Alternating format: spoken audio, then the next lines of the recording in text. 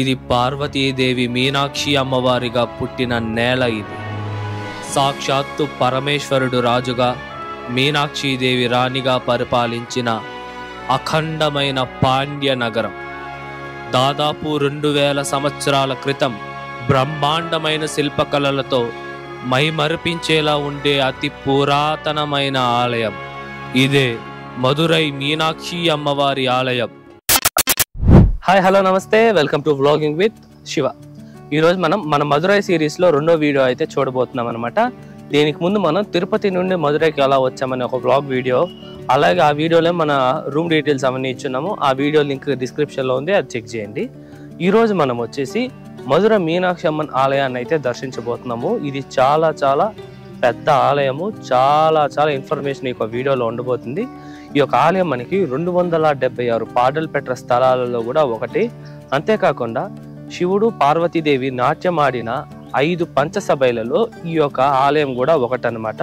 ఈ యొక్క ఆలయం గురించి పూర్తి డీటెయిల్స్ తెలుసుకుందాము. ఓకేనా? వీడియోని అయితే లైక్ చేసి స్టార్ట్ చేయండి. ఇంతవరకు మన ఛానల్లో ఉన్న సబ్స్క్రైబ్ చేసుకోకుండా ఉంటే సబ్స్క్రైబ్ చేసుకోండి. రండి, ఇప్పుడు మనం ఆలయం దగ్గరికి అయితే వెళ్దాం. ముందుగా మనం ఈ ఆలయం తాలూకా టైమింగ్స్ విషయానికి వస్తే, ఈ ఆలయం ప్రతిరోజు ఉదయం మనకి 5 గంటల నుండి మధ్యాహ్నం 1 గంట వరకు ఉంటుంది. తిరిగి సాయంత్రం 4 నుండి రాత్రి 8 గంటల వరకు ఈ యొక్క ఆలయం మనకి అందుబాటులో ఉంటుంది. ఓకే, రండి ఇప్పుడు మనం ఈ ఆలయం తాలూకా పూర్తి చరిత్రను తెలుసుకుందాం. పూర్వం పాండ్య రాజ్యాన్ని పరిపాలించిన మలధ్వజ పాండ్యన్, అలాగే ఆయన భార్య అయిన కాంచనమలై, వీళ్ళిద్దరికి అయితే పిల్లలైతే ఉండరనమాట. దానికి వీళ్ళు కొంతమంది మహర్షులు, ఋషుల సలహా మేరకు ఒక మహాయజ్ఞాన్ని అయితే చేస్తారు. ఆ యజ్ఞాన్ని చేస్తుండగా ఆ ఒక యజ్ఞ హోమం ఉంది కదా, ఆ హోమం నుండి ఒక వారసురాలు అంటే ఒక కుమార్తె అయితే జన్మిస్తుందన్నమాట. ఆమె పుట్టడంతోనే 3 సంవత్సరాల గల వయసుతో 3 రొమ్ములతో అయితే పుడతారనమాట. ఇంతకు ఆమె ఎవరు అంటే పార్వతీదేవి రూపమైన మీనాక్షి అమ్మవారు అనమాట. ఆమె పుట్టిన తరువాత తన తండ్రి అయిన మలధ్వజ పాండ్యన్ కొంచెం చింతిస్తారు. ఎందుకంటే తన కూతురికి పుట్టడంతోనే 3 రొమ్ములుంటే ఎవరు వివాహం చేసుకున్నారనే చింత ఆయన చింతిస్తూ ఉండగా, అప్పుడు ఆకాశవాణి వచ్చి, ఓ పాండ్యరాజా, చింతించకు, నీ కుమార్తె ఎప్పుడైతే తాను కాబోయే భర్తను చూస్తుందో, చూసిన వెంటనే ఆ 3 రొమ్ముల నుండి ఒక రొమ్ము అయితే అదృశ్యమవుతుంది అని అయితే చెప్తారు. ఆ చెప్పి ఆ ఒక ఆకాశవాణి అయితే అదృశ్యమైపోతుంది. అప్పటి నుండి మీనాక్షి దేవి తండ్రి అయిన మలధ్వజ పాండ్యన్ తన కూతురికి ఎన్నో రాజనీతులను, అలాగే యుద్ధ నైపుణ్యాన్ని, 64 కళల్ని అన్నిటినీ నేర్పిస్తారనమాట. అలా అమ్మవారు అన్ని నేర్చుకుంటూ పెరగసాగారు. అమ్మవారు పెరిగిన తర్వాత ఈ యొక్క మదురై నగరానికి రాణిగా అయితే పట్టాభిషేకం అయితే చేస్తారు. అమ్మవారు ఈ యొక్క మదురైకి రాణి అయిన తర్వాత ఎన్నో రాజ్యాలను, ఎన్నో లోకాలను అయితే జయిస్తారు. అలా ఒకసారి అమ్మవారు కైలాసాన్ని జయించాలనుకొని కైలాసానికి అయితే వెళ్తారు. అలా అమ్మవారు కైలాసానికి వెళ్ళిన తర్వాత సుందరమైన పరమేశ్వరుడి యొక్క రూపాన్ని చూడడంతో అమ్మవారి 3 రొమ్ములలో ఒక రొమ్ము అయితే అదృశ్యమైపోతుంది అనమాట. దాని తర్వాత నుండి ఇంకా స్వామివారు అమ్మవారికి అయితే వివాహం అయితే జరుగుతుంది. ఆ ఒక వివాహాన్ని చేసింది ఎవరంటే మహావిష్ణువు అని అయితే చెప్తారు. ఎందుకంటే ఈ యొక్క స్థల పురాణం ప్రకారం మీనాక్షి దేవి యొక్క అన్న సాక్షాత్తు ఆ ఒక మహావిష్ణువే. ఇక్కడ స్వామివారిని అయితే అదే మహావిష్ణువుని అలగర్ పెరుమాల్ అని అయితే పిలుస్తారు.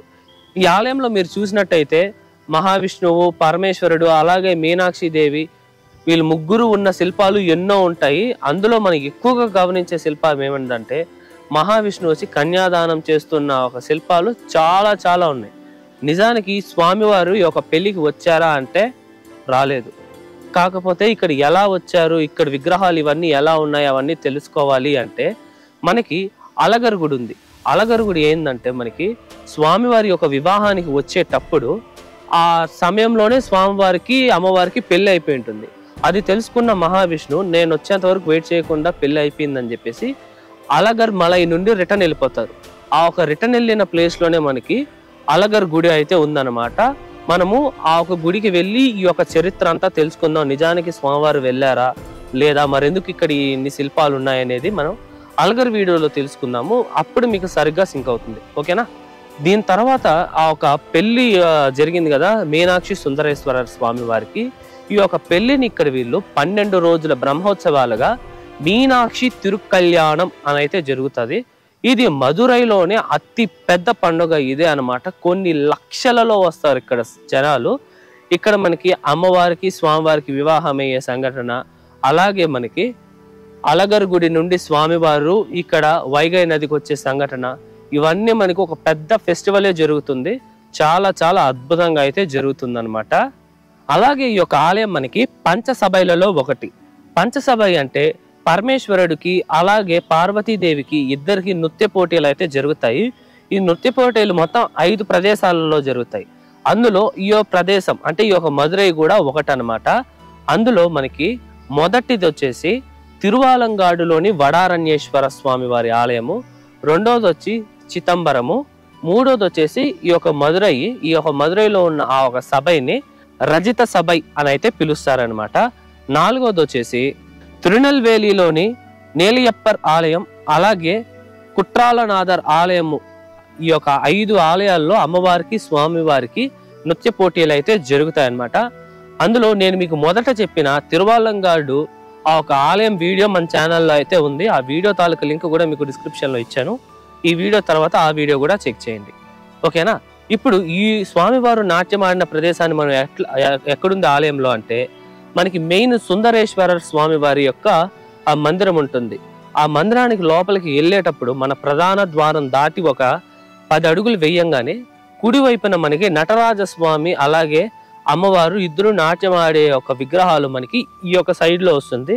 మొత్తం వెండితో అయితే ఉంటుందన్నమాట. మీరు చూడొచ్చు అక్కడ చాలా చాలా అద్భుతంగా నటరాజస్వామి వారి యొక్క విగ్రహాలు ఉన్నాయి, చాలా బాగుంటాయి. ఆ అక్కడ స్వామివారిని దర్శించుకొని ఇంకొంచెం ముందరికి వెళ్తాగానే మనకి ఈ ఆలయంలోని ప్రధాన శివలింగమైన సుందరేశ్వర స్వామి వారి యొక్క లింగం ఉంటుంది. ఇక్కడ స్వామివారి లింగం వచ్చేసి స్వయంభుగా వెలిసిన మూర్తి, ఓకేనా. చాలా చాలా అద్భుతంగా ఉంటుంది.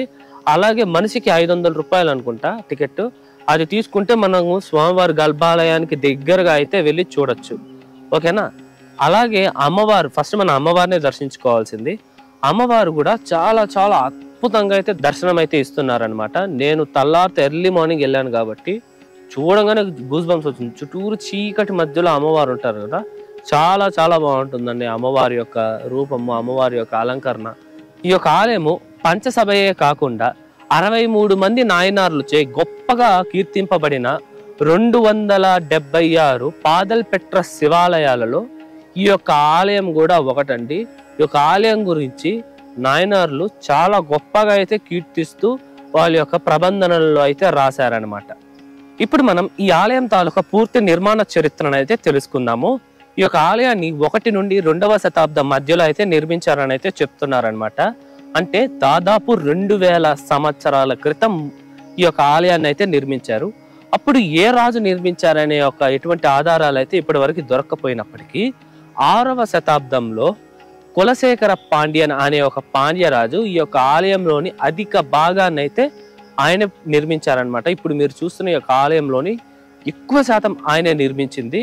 అంతేకాకుండా ఈ ఆలయంలో సుందరేశ్వర స్వామి యొక్క మందిరం తాలూకా ప్రవేశ ద్వారం వద్ద ఉన్న 3 అంతస్తుల గల గోపురాన్ని కూడా ఆయనే నిర్మించారు.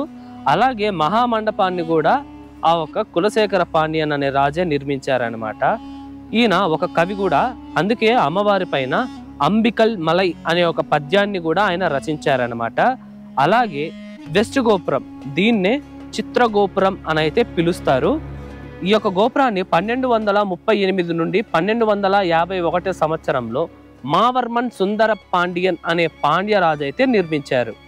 మీరు చూస్తున్న ఈ యొక్క గోపురం పైన మన హిందూ సంస్కృతి గురించి అలాగే ఇతిహాసాల గురించి చాలా అద్భుతంగా అయితే మనకి చెక్కబడి ఉన్నారనమాట ఒక శిల్పాలు. ఈ ఆలయం మొత్తం 14 ఎకరాల విస్తీర్ణతలో అయితే నిర్మించున్నారు.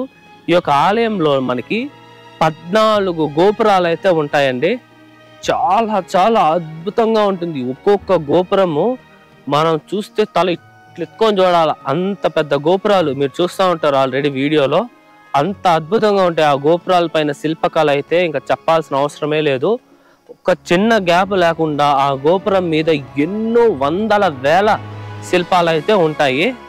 ఈ ఆలయంలోని వెస్ట్ గోపురాన్ని నిర్మించిన మావర్మన్ సుందర పాండ్యన్ వారే ఈ ఆలయంలోని తూర్పు గోపురాన్ని కూడా నిర్మించారన్నమాట. ఈ యొక్క గోపురాన్ని 1216 నుండి 1238 సంవత్సరం సమయంలో అయితే నిర్మించారనమాట. అలాగే ఈ ఆలయంలోని దక్షిణ గోపురము ఇది వచ్చేసి 170 అడుగుల ఎత్తులో అయితే ఉంటుందన్నమాట. ఈ యొక్క గోపురాన్ని 16వ శతాబ్దానికి చెందిన మదురై నాయకర్లు అయితే ఈ యొక్క గోపురాన్ని అయితే పునరుద్ధరించారు.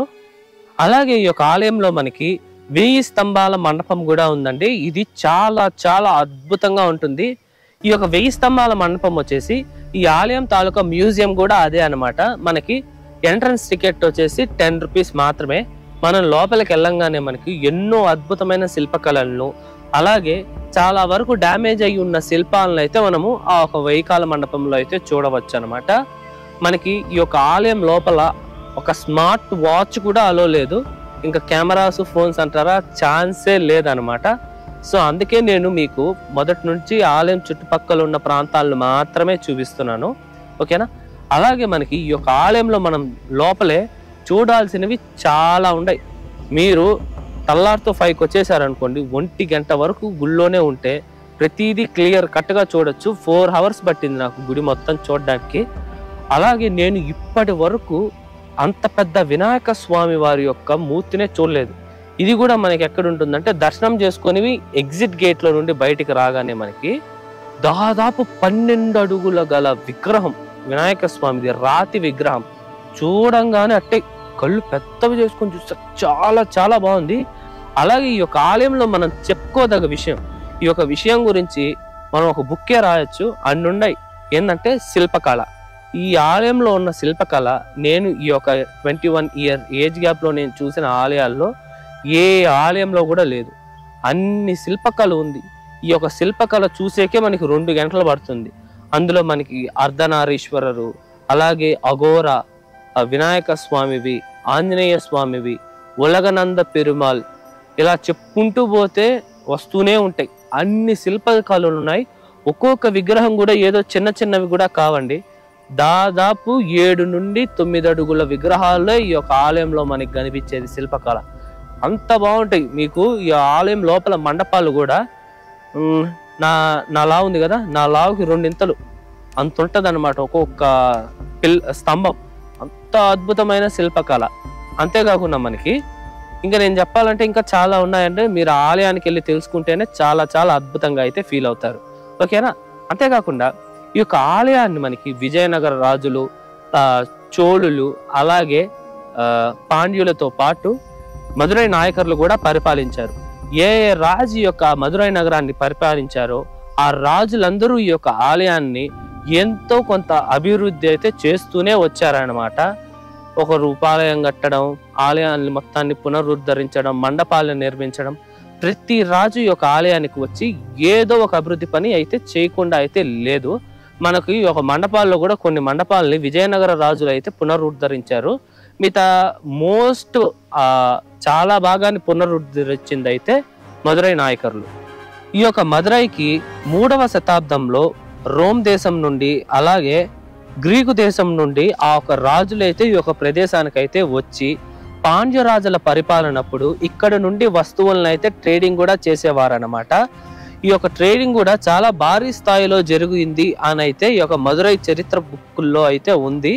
అంతేకాకుండా 13వ శతాబ్దంలో చోళరాజులు ఈ యొక్క ప్రాంతాన్ని ఆక్రమించిన తర్వాత మళ్ళా పాండ్యరాజులు ఒక 14వ శతాబ్దం మొదట్లో అయితే చోళరాజుల నుండి ఈ యొక్క మదురైని పాండ్యరాజులు తిరిగి తీసుకొని ఈ యొక్క ఆలయాన్ని కని విని ఎరుగని రీతిలో అయితే అభివృద్ధి చేశారు. ఇలా రాజుల యొక్క యుద్ధాలు కాకుండా, ట్రేడింగ్ బిజినెస్ కాకుండా మరి ఎన్నో విషయాలు ఈ యొక్క మదురై నగరంలో, అది కూడా ఈ యొక్క ఆలయానికి అనుసంధానంగా చాలా విషయాలు అయితే జరిగాయి. ఇప్పుడు ఈ ఆలయం తాలూకా పుష్కరిణి విషయానికి వస్తే ఈ ఆలయ కోనేరుని పోర్తమరై కుళం అని అయితే తమిళ్లో అయితే పిలుస్తారు. ఈ యొక్క పదానికి అర్థం వచ్చేసి బంగారు కమలంతో కూడిన కోనేరు అని అయితే అర్థం వస్తుంది. ఈ యొక్క కోనేరు మధ్యలో మనకి బంగారపు రంగులో అయితే కమల పువ్వు అయితే ఉంటుందన్నమాట. అందుకనేసి ఈ పేరు వచ్చింది. ఈ యొక్క తీర్థానికి మరికొన్ని పేర్లు వచ్చి ఆది తీర్థమని, శివగంగ తీర్థమని, ఉత్తమ తీర్థం అనే పేర్లు కూడా ఈ యొక్క కోనేరుకి అయితే ఉందన్నమాట. ఈ యొక్క కోనేరు మనకి 165 అడుగుల పొడవు, 120 అడుగుల వెడల్పుతో అయితే నిర్మించారనమాట. ఈ యొక్క కోనేరుని చెత్తియప్ప నాయకర్ అనే రాజు అయితే పునరుద్ధరించారు. ఈ ఆలయంలో జరిగే పండుగల విషయానికి వస్తే ప్రతి సంవత్సరం చిత్రై మాసం అంటే ఏప్రిల్లో జరిగే మీకు ముందు చెప్పిన ఆ మీనాక్షి తిరుకల్యాణం అయితే జరుగుతుందన్నమాట. ఈ యొక్క ఫెస్టివల్ మనకి 12 రోజుల పాటు అయితే జరుగుతుంది. ఇది నేను మీకు ముందు చెప్పినట్టుగానే చాలా చాలా పెద్ద పండుగ మదురైలో, ఓకేనా. అంతేకాకుండా అంత ఘనంగా చేసే పండుగ వచ్చేసి నవరాత్రులు. ఈ యొక్క నవరాత్రుల్లో కూడా ఈ యొక్క ఆలయం అయితే భక్తుల రద్దీతో చాలా చాలా అద్భుతంగా అయితే ఉంటుంది. ప్రతి మాసం పండుగలు కూడా ఈ యొక్క ఆలయంలో అయితే జరుపుతారనమాట. చిన్న పండగల పెద్ద పండగల ప్రతి పండగ అద్భుతంగా అయితే ఈ యొక్క ఆలయంలో అయితే జరుగుతుంది. ఓకే, ఇది ఈ ఆలయం తాలూకా పూర్తి చరిత్ర.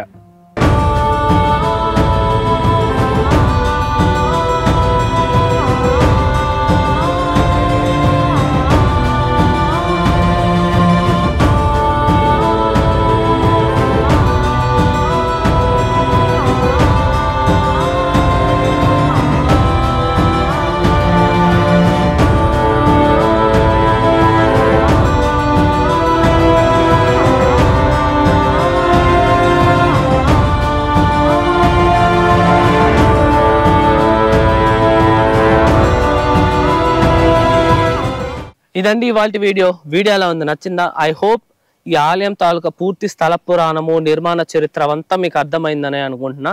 మీకు ఎటువంటి డౌట్ ఉన్నా సరే కామెంట్స్లో తెలియజేయండి, నేను మీకు పక్కా రిప్లై ఇస్తానన్నమాట. ఈ యొక్క ఆలయంలో దర్శనం కూడా మాకు చాలా చాలా అద్భుతంగా అయితే జరిగింది. ఈ యొక్క ఆలయాన్ని దర్శించడం అదొక మంచి అనుభూతి, చాలా కొత్తగా ఉంది ఒక అనుభూతి, ఎప్పటికీ మర్చిపోలేని అనుభూతి అనమాట. మీరు కూడా తప్పకుండా ఈ యొక్క ఆలయానికి వచ్చి అమ్మవారిని స్వామివారిని అలాగే ఈ ఆలయంలోని శిల్పకళను అవన్నీ చూసి ఖచ్చితంగా ఆశ్చర్యపోతారు, ఓకేనా. నేను ఒక వీడియోలో మోస్ట్లీ తెలియని పాయింట్స్ అయితే కవర్ చేయడానికే ట్రై చేశాను. ఐ హోప్ మీకు తెలియని పాయింట్లు ఈ వీడియోలో తెలుసుకున్నారని ఆశిస్తున్నాను. ఈ వీడియో నచ్చితే లైక్ చేయండి, మీ ఫ్రెండ్స్ అండ్ ఫ్యామిలీస్కి షేర్ చేయండి, మీకు ఎటువంటి డౌట్స్ ఉన్నా కామెంట్ చేయండి, ఓకేనా. మరొక అద్భుతమైన మదురై ఆలయంతో మీ ముందరకు వస్తా. అంతవరకు మీ శివవరప్రసాద్ signing off.